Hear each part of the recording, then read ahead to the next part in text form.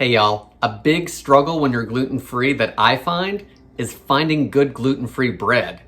My wife really likes Canyon Bakehouse. That's just the one we grab at the store. It's the one she likes the most as far as taste and texture, but it's $5 or $6 a loaf. I'm always looking for recipes that I can bake that aren't gonna cost $5 or $6 a loaf, but you still want good bread. Today, instead of one of my recipes, I'm gonna pull one right off a website. I'm gonna make King Arthur's gluten-free toasting and sandwich bread. I'm gonna follow their recipe, pretty much I think, and we're gonna see if this King Arthur gluten-free bread recipe is any good. So stick around to the end, because I'm probably gonna test it when it comes out of the oven, or after it cools anyway, and I think I'm gonna pop in a little bit at the end. I'm gonna edit in a couple days later, and we're gonna see what it still tastes like. I'm Jamie with SavorySaver. I share gluten-free recipes, tips, tricks, and resources to make your gluten-free lifestyle easier, so let's get started. Okay guys, so before we get started, please don't forget to hit that subscribe button so you don't miss any future gluten-free videos. I do have the recipe right here, and I will be referring to it because I've not made this before. So, full disclosure, we're gonna see how it comes out. So, I've got my KitchenAid here, and I'm gonna use that to make it a little easier for me. The recipe does say you can use an electric mixer. I'm gonna use a stand mixer.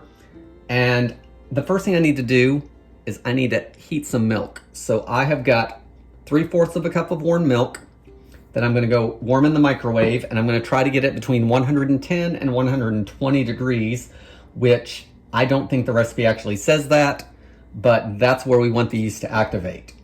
One other note is there are 4 large eggs in this recipe, as well as 4 tablespoons of butter.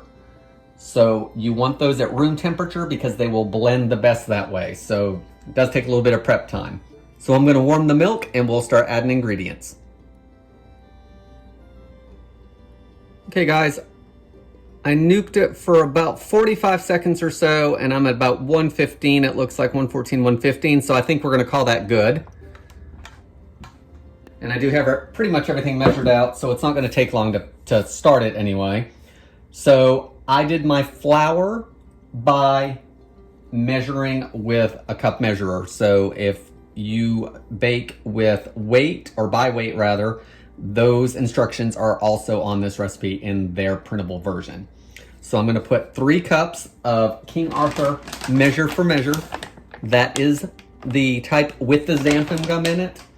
And I have noticed when I've looked at their recipes that a lot of times their recipes are for their other flour, not always measure for measure, especially for bread, but this bread recipe does use their measure for measure. So 3 cups of flour go into your mixing bowl. We need to add some sugar. So we are gonna add 2 tablespoons of sugar.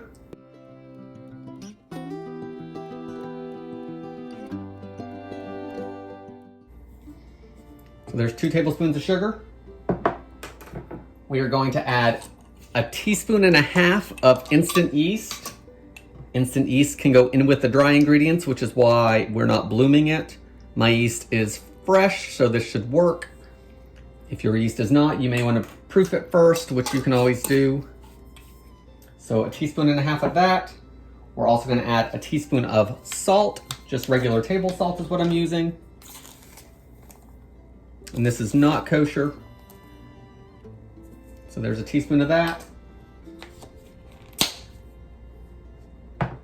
Now it says to give everything a mix until combined. So I'm going to use the flat beater and put that on.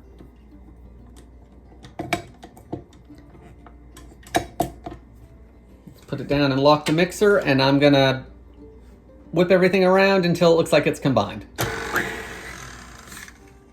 Okay guys, I've mixed it up. I don't see any sugar crystals or yeast or anything. Everything looks pretty well blended. So the next part of it is to start your mixer on low, and we are going to slowly pour in the milk, leaving it on the entire time until the mixture is crumbly.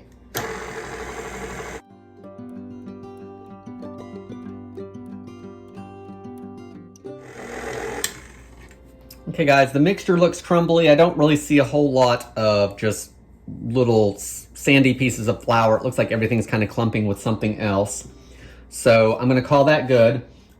The next ingredient, we are going to add 4 tablespoons of unsalted butter that's been softened.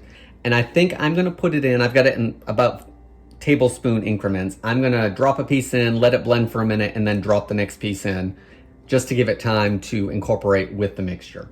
So I'm gonna get that in there. We're gonna keep beating it until it's thoroughly blended, and then we'll move forward.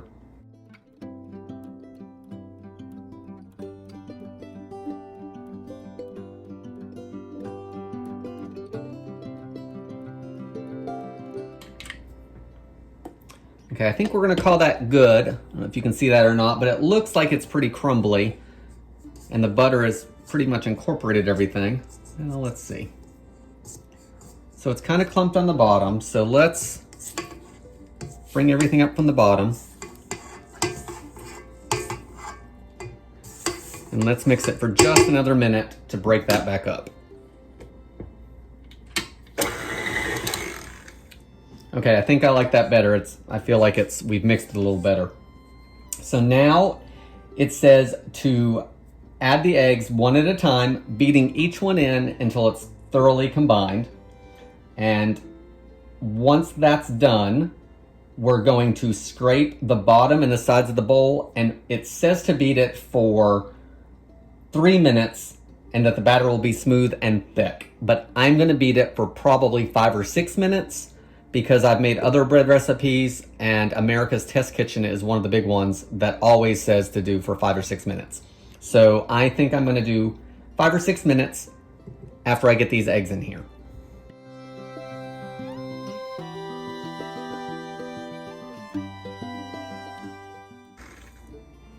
Okay, I don't see any more streaks of egg white or yellow, and it looks like a pretty good batter. So now we're gonna scrape down the sides and the bottom like the recipe says. And you wanna use a silicone or rubber spatula for this because we don't want it sticking to our wooden utensils or even the metal ones. It'll just be a little easier to get it off your utensils.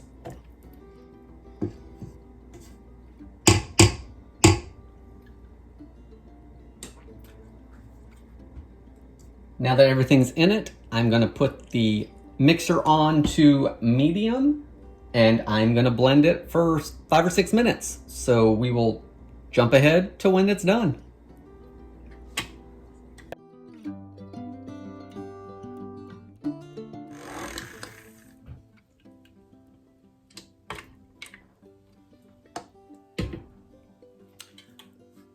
All right, guys, it's been 5 or 6 minutes. And our batter is supposed to look smooth and thick, which it looks like it is to me. So I'm gonna take off our beater and see if I can scrape most of that back into the bowl.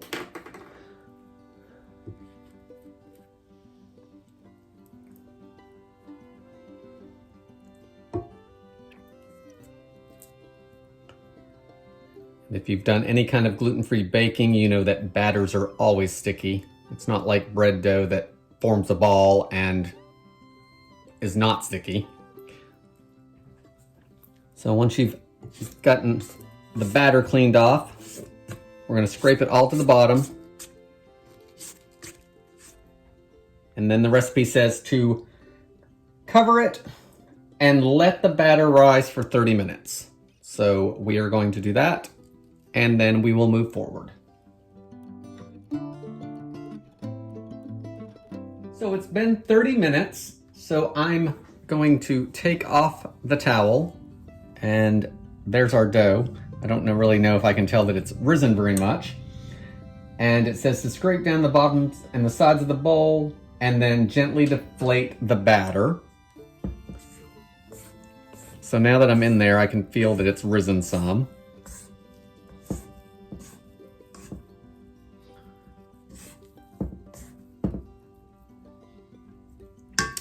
I'm gonna put that to the side and get rid of my towel.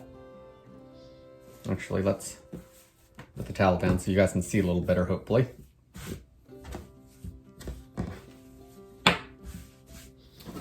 So now we're gonna we have a 9x4 loaf pan, or you could use an 8.5 by 4.5.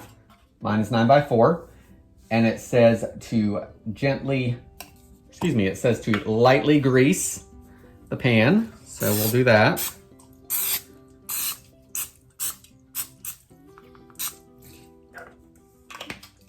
And now it says to scoop the dough into the pan. So we're gonna do that. And then we need to shape it.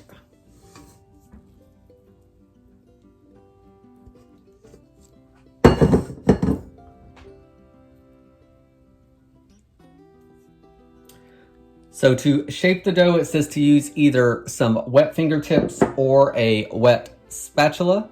And we want to form the shape of a loaf. So we're going to want it higher in the middle and then lower on the sides. So I'm going to use some wet fingers because I find that that works best for me.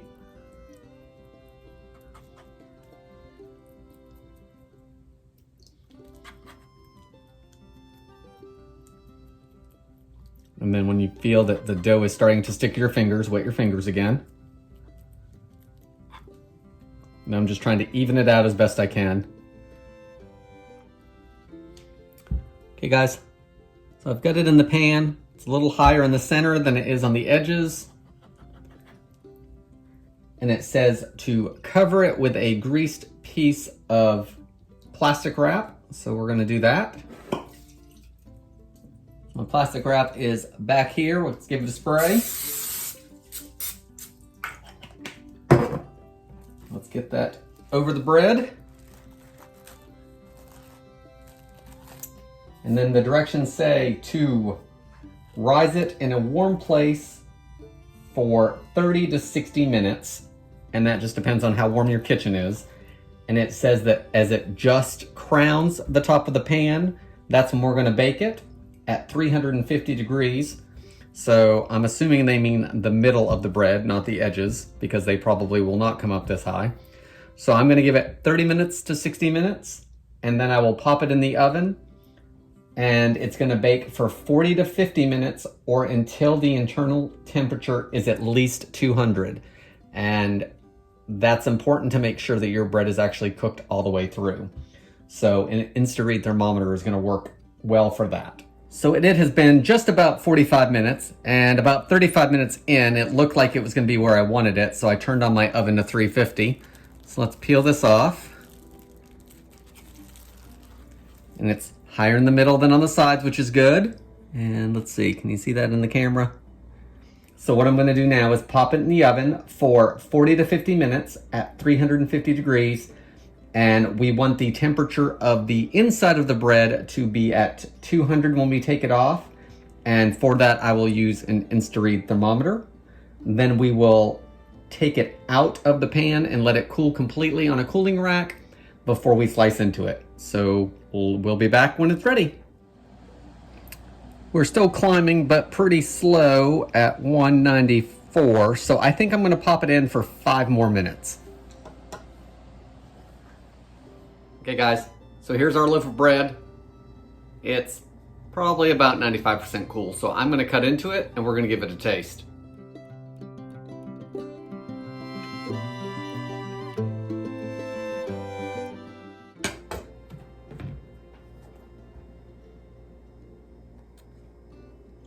It's got a good crumb to it. You can see little holes throughout.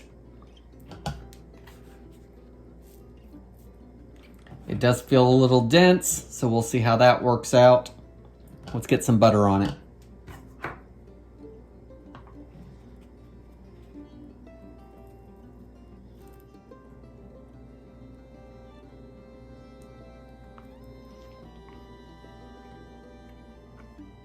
So, as far as taste, it's pretty good. It has a bread taste to it. It's got a pretty good chew. It does taste a little bit on the dry side for me. I do think that as far as making toast out of this, it's gonna be perfect for that. Usually gluten-free breads end up being better toasted anyway. We also have to remember I'm eating the heel, so I'm not eating a piece of the middle of the bread, which will probably have a slightly different consistency because there's not as much crust. All in all, taste-wise, I think this is a good bread. Sandwich-wise, we'll have to see. Toasting-wise, I think it's gonna be good. So I'm gonna try to do a couple more things with this bread and put a couple still shots or maybe a quick video and edit it in with this part of the video. It does say for storing the bread, you wanna store it at room temperature, wrapped in plastic wrap for 24 hours. After that, it suggests slicing and freezing the bread for later use and then thawing it as you need it, which is pretty typical of gluten-free breads anyway. Okay guys, it is now Tuesday and I baked this loaf of gluten-free King Arthur toasting / sandwich bread on Friday. So if you're still watching, here are a couple things about the bread after a couple days. So first up, it is pretty dense. It does have some good crumbs that you can see even with the plastic wrap around it. So it's got some good air bubbles. That means the yeast did really well with it, but it is pretty dense. I did not like it as a regular cold sandwich bread, much like other gluten-free breads. They just do better toasted. So I did use it as toast on Saturday. I'll put a picture up here so you guys can see what it looked like. It came out really good in the toaster. My wife did a slice in the toaster oven. It came out really well there as well. Had a good taste. So once you put butter on it and all that, it was just as good as some regular breads with gluten in them. The day after that, which was Sunday, I actually took a couple slices, sliced it off, and made a grilled cheese, which it also did really well with grilling up. The cheese was melty, the sandwich tasted good, the bread tasted good. The bread was a little bit crumbly in the grilled cheese. And if you were watching earlier, you saw that I mentioned that King Arthur recommended keeping this at room temperature wrapped in plastic wrap for up to 24 hours and then freezing it for later use. So it is now Tuesday. I did use it last night for a recipe. Came out pretty good, but I'm gonna freeze the rest of this because we do not wanna waste it. So I will find something to do with it, whether it be a grilled cheese or maybe some breadcrumbs or croutons or something. So I think this recipe is good. I don't think it's great. I think that for me, it came out a little denser than I like for sandwich bread. I do think it makes really good toasting bread and it has a good taste. So guys, leave me some comments below on what you do with bread fails or maybe just leftover bread ends. What do you guys like to do with that gluten-free bread to get the most out of it? Thanks for watching, guys. Please consider subscribing and I hope to see you on the next video.